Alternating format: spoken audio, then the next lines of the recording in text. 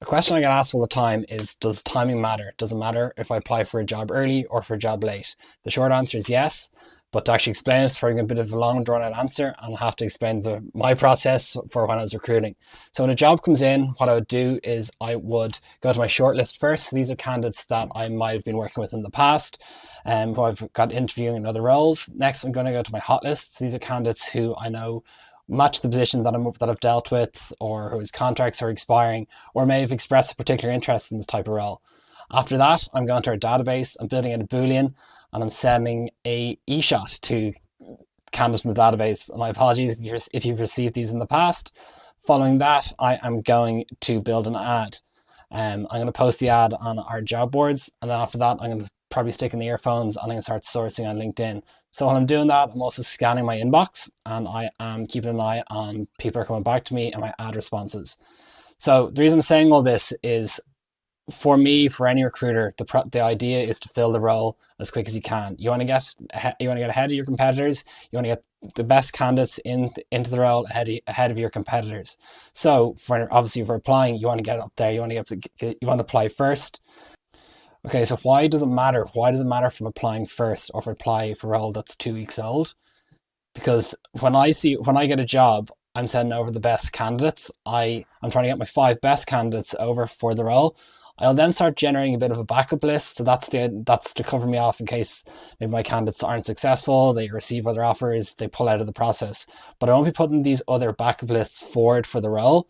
The reason is, if the client is expressing interest in my candidates and we're maybe in second, third stages of interviews, the last thing I want to do is start adding in more candidates into that mix.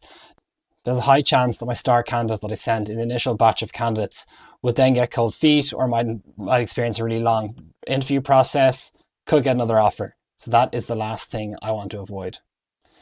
But all that said, the whole thing is a balancing act. I need to keep in top of my client or my contact to see, are they really interested in my candidates? Are they going to offer my candidates? What's the other agencies doing? Have they got candidates at interview? What's the story with my candidate? Are they really interested in the role? Will they accept an offer? What's the story with their other interviews? Are they likely to pull out of their other processes? Are they going to pull out of my interview? So with all that said, you definitely want to be in the first pool of candidates that are going over for any job. And that's why it's really, really important to apply early for positions. But with that said, if you see older ads, you still want to apply for those. Those ads cost money. I know a lot of agencies are very diligent about the cost of their ads. They want to make sure they get the best return for the spend on their adverts. So they would check their ads weekly to make sure that they are live positions.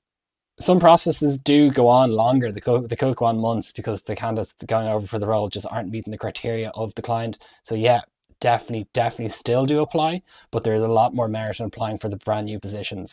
By applying to the older roles, you can also get yourself on the top of the shortlist of the recruiters. So you'll be the first ones that they'll call for similar roles when they do come about.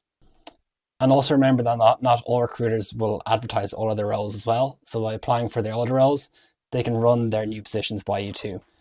However, there's one day of the week that is different, and that's a Friday. You'd be surprised about the amount of roles that do get released on Friday afternoon. So generally for myself, for all coming on Fridays, what I'm going to be doing is I'm going to just reach out to my shortlist. I'm going to put up an ad, and I'm going to head off for the weekend. I'm going to hope that I come in on Monday morning to an inbox full of ad responses. And I won't be sending any applicants until Monday realistically. So when you apply for roles on the weekend, that's putting you at the top of the list. That's putting you up there at the same position as the candidates who were on the shortlist, or who are on the shortlist and all the hot lists. I wouldn't be sending any applicants until the Monday anyway. So what I'm doing on Monday is I'm going back through my applicants to see if there's any of my shortlist interested. Might follow up with a couple of those, and I'm going through all those ad responses. So if I see a good applicant, I'm calling them first, trying to get to them ahead of any other agency.